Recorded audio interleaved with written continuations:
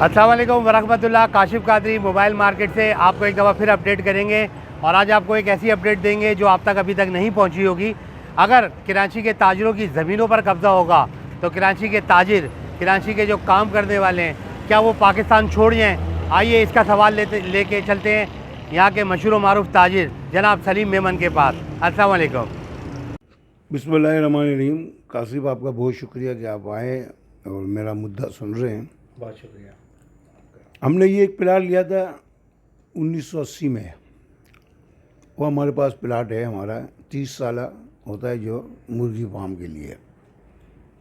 अब वो वहाँ पर जो है कुछ लोग हैं जो कब्ज़ा ग्रुप है, उन्होंने 2 साल पहले भी दीवार पीछे से तोड़ी थी और कोई सकीना औरत है उसको ले आए थे 50 लाख रुपए देकर। वो उसने कोई 400-500 औरतें बच्चे लाकर अंदर जो है प्लाट में घुस गए और वही ड्रामा कि हमारी औलाद है, हमारे बच्चे इधर हम रह रहे हैं।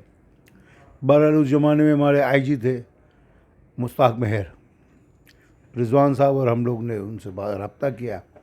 उन्होंने उस इलाके के एसएसपी इरफान बहादुर को कहा और इरफान बहादुर ने इंटरेस्ट लेकर 2-3 दिन के अंदर उनसे सबसे रब्ता करके बात करके उनको बिठाकर और वो हमारी दीवार दोबारा बनवाई और वो प्लाट हमारे कब्ज़े में दे दिया। अभी 2 साल के बाद उन्होंने जो है, उस ज़माने में उन्होंने इरफान बहादुर एसएसपी थे, उनको पार्टी बनाया, इलाका एसएचओ को पार्टी बनाया। फिर उन्होंने कोर्ट गए तो कोर्ट में उन्होंने लिख कर दे दिया भाई ये ज़मीन तो सलीम मेमन और रफ़ीक साहब की है, इनकी तो नहीं है। फिर जो है इन्होंने हाई कोर्ट में एक केस किया कि ये ज़मीन जो है उसकी है घोट की। वो नीचे एक रजिस्ट्रार के पास केस लिखकर, जो इनके काम तरीके वारदात होती है, उसके बाद ये मलिर कोर्ट चले गए कि भाई ये लोग तो वहाँ पर जो है वो कोठियाँ बना रहे हैं, ये बना रहे हैं, वो बना रहे हैं। तो कोर्ट ने हमें बुलाया और उन्होंने हमारे वकील को कहा कि यार वहाँ आप कुछ नहीं बनाओ। उन्होंने हमारे लिए 22A लगाई थी, तो उन्होंने कोई हमारी FIR नहीं की क्योंकि हम तो किसी चीज़ में इन्वॉल्व है नहीं। वो हमारे घाट है, एक ज़माने से हैं, शुरू से। तो जज को इन्होंने मिसगाइड किया, मिसगाइड करके एक ऐलान ले लिया। जज ने कहा कि भाई वहाँ पर कोई भी इस ज़मीन में कुछ ना बनाए। इन्होंने वो आर्डर लेकर पुलिस को भी मिसगाइड किया कि हमें जज ने पोटेशन दे दी है और लिहाजा हम दीवार तोड़ी 15 पे कंप्लेन की कि सलीम मेमन इधर क्लासन कोब लेके हमारे घर में घुस गया है, हमारी औरतें बच्चों के ऊपर क्लासन कोब रखा है। जो आपको पता है ये जो कब्ज़ा ग्रुप होते हैं इनके पास बड़े हरबे होते हैं। तो आजकल तो जदीद दौर है, सलीम मेमन जाएगा तो उसकी मोबाइल बताएंगी कहाँ गया था वो, तो इन्वेस्टिगेशन से सारी बातें सामने आ जाती है। बहरहाल पुलिस को पता है कि ये लोग ये कब्ज़ा ग्रुप है। तो इन्होंने पुलिस को, कोर्ट को, सबको मिसगाइड किया और ये दीवार तोड़ के वहाँ पर जो है इन्होंने नक्शा बनाया है। नक्शा बनाकर जो है वो लोग लोगों को बोलते हैं कि भाई हमें एडवांस पैसे दो, हम आपको प्लाट देंगे। अच्छा सर, ये जो है अभी आपने मुझे बताया कि वो हाउसिंग सोसाइटी बनाई है, ये अभी हाल ही में हुआ है? ये अभी 2 हफ्ते हैं। 2 हफ्ते के अंदर प्रोग्राम हुआ बिल्कुल है? 2 हफ्ते के 2 हफ्ते अंदर। बाद आपको पता लगा? नहीं, हमको तो पहले दिन से पता पहले है। दिन से पता लग गया? पहले दिन से पता है। तो हमें एसएसपी ने कहा कि आप डॉक्यूमेंट लाओ, हमने उनको अपने डॉक्यूमेंट दे दिए। उन्होंने बोला हम डीसी से चेक कराएंगे। मैं बोला आप चेक कराओ, मगर आप इनको तो रोको। हाँ। आप चेक कराओ हमारे डॉक्यूमेंट, इनकी भी नकली सनतें हैं वो भी चेक कराओ, मगर कोई काम ना करे उस पर। वो बोला मैं करता हूँ। वो पुलिस जाती है, भाग जाते हैं, फिर पुलिस चली जाती है, फिर ये ट्रैक्टर लेके अंदर घुस जाते हैं। ये सिलसिला आज रात को भी चला, समझे ना। और सारे किराए के लोग इन्होंने जमा किए हैं।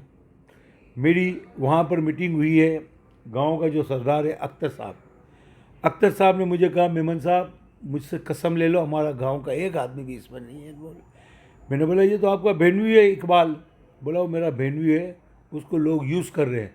मैंने वो गलत यूज़ हो रहा है, पैसे के खातिर हो रहा है। तो उसने बोला गांव हमारा इसमें नहीं है इन्वॉल्व। तो वो किराए की औरतें ले आते हैं, किराए के लोग ले आते हैं और वो पुलिस को डराते हैं कि हम रोड पे आ जाएंगे, ये करेंगे, हम वो करेंगे। तो हमने अभी कोशिश कर रहे हैं कि इनकी FIR हो। इसी सिलसिले में हमने जो है मुलाकात की, हमारे जो निगरान वज़ीर दाखिला है अपना क्या नाम है, नवाज हाँ, ये जो है अपना ब्रिगेडियर हारिस नवाज ब्रिगेड साहब, उन्होंने बड़ी अच्छी बात की, बड़े सिस्टम से हमारी बात सुनी। उन्होंने उधर के एसएसपी को फ़ोन भी किया और उन्होंने बोला ये आपका मसला हल करा दूंगा मैं। तो हमें उम्मीद है निगरान हुकूमत पे कि निगरान हुकूमत जो है हमारा साथ देगी। अगर मेरे जैसे आदमी का भी प्लाट पे कब्ज़ा हो जाता है तो फिर मैं कोर कमांडर से कहता हूँ और मैं चीफ ऑफ आर्मी स्टाफ से कहता हूँ कि जब आप कराची आए थे तो ताजिरों ने आपको कहा था कि स्मगलिंग से हमारी जान छुड़ाओ, तो आपने बड़ा अच्छा काम किया कि स्मगलिंग के ऊपर बड़ा हाथ रखा। आपने अपनी एजेंसियों को कहा, आज जो है स्मगलिंग आस्ते आस्ते ख़त्म हो रही है, डॉलर भी अपनी जगह पे बड़ा अच्छा रेट हो गया। ये सब चीफ ऑफ आर्मी स्टाफ की वजह से। वो उन्होंने निगरान में भी अच्छे लोग लाए। दूसरा, आप देखो लोगों की एलसियाँ भी खुल रही है, कारोबार रवा दवा हो रहा है। तो मैं चीफ ऑफ आर्मी स्टाफ से अपील करूंगा आपके टीवी से कि आप जो है इसको कोर कमांडर को कह के हमें बुलाया जाए और फ़ौरन जो है हमारा प्लाट वापस किया जाए और ये हमारे से ये जो दहशतगर्द वहाँ पे कब्ज़ा ग्रुप मशियात फरोश, इनसे हमारी जान छुड़ाई जाए। अच्छा सर, इसमें मेरा एक ये सवाल पैदा होता है, अभी आपकी बातों से आया है कि आप जैसे शख्सियत के साथ अगर ऐसा सलूक, अगर ऐसे हालात पैदा हो गए तो जो आम लोगों के विचारों के प्लाट होते हैं और आम लोगों के जो चीज़ें होती हैं उन पे कब्जा होता है, उनको कितनी मुश्किलात होती होंगी, तो इस बारे में आप क्या कहेंगे? बिल्कुल, आप देखो ना, अगर आप ये थाना पकड़ लो, इसका नाम है सालतीब थाना, वहाँ हर दूसरे प्लाट पे जो है ना कब्ज़ा है और वहाँ पर जो है कब्ज़ा ग्रुप सरगर्म है, सबके पास इनके नाम है। ये कभी जो है सिस्टम का नाम लेते हैं, कभी किसका नाम लेते हैं। तो आप समझ लो हमारे जैसे लोगों के साथ ये हो रहा है। हम एक मेमन हैं, कराची में हमारा बड़ा रोल है काम करना, बिजनेस करना। तो ये army chief, core commander, ranger, DG ranger और वज़ीर आला निगरान, इनका काम है फ़ौरन एक्शन ले। अगर ये नहीं लेंगे, ठीक है, कब्ज़ा तो इन्होंने आगे भी किया क्योंकि इनको 1 एकड़ ज़मीन मिली थी गोट के लिए, भुट्टो साहब ने दी थी। आज इन्होंने पता नहीं कितने एकड़ पे कब्ज़ा कर लिया है। हमारे प्लाट के साथ भी 8 एकड़ किसी था व्यापारी का, उस पर भी इन्होंने कब्ज़ा किया, वो भी बना बना कर इन्होंने सेल किया। उस बेचारे के पोल्ट्री फार्म के मशीनें थी, वो भी इन्होंने बेच के खा गए। तो ये बड़े दहशतगर्द हैं। ये कोर्ट का भी सहारा लेते हैं, मिसगाइड करते हैं, ये पुलिस का भी सहारा लेते हैं, मिसगाइड करते हैं। इनका पेशा यही है। अगर ये होता रहा, ये भत्ते से भी ख़तरनाक है काम कि किसी की प्रॉपर्टी पे घुस जाना और उनके ऊपर झूठे केस करना। और अगर ये सिलसिला रहा तो फिर आखिरी में हमें यही है कि फिर हमें एतमाद नहीं रहेगा, हम सोचेंगे हम ये मुल्क छोड़ के कहीं और जगह जाए।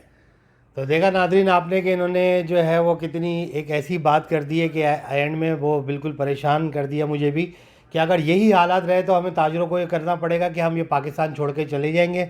और अल्लाह ना करे कि ऐसा वक्त आए कि हमारे ताजिर, हमारे मेमन बिरादरी और हमारी कोई सी भी बिरादरी जो ताजिर हैं, जो पाकिस्तान को चलाते हैं, 75% रेवेन्यू देने वाला शहर कराची, अगर इस तरीके की बात करेगा तो पाकिस्तान का अल्लाह ही हाफिज़ है। अस्सलाम वालेकुम। काशिफ कादरी, मोबाइल मार्केट, अब्दुल्ला हारून रोड, सदर कराची।